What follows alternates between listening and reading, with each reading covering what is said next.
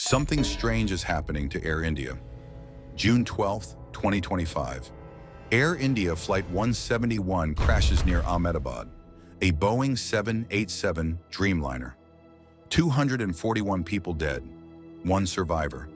Since then, 3 more Air India Dreamliners have made emergency returns. All of them, Boeing 787 Dreamliners. Flight 315, Hong Kong to Delhi, mid-air technical fault, return to origin. Precautionary checks underway. Flight 180, San Francisco to Mumbai. Engine snag in Kolkata.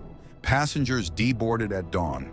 Flight 143, Delhi to Paris, canceled before takeoff. Fault undisclosed. All of them Boeing 787 Dreamliners, the same model that crashed on June 12th. Air India says it's taking this seriously. 1 crash, 3 technical incidents, 1 week. One question: would you still fly?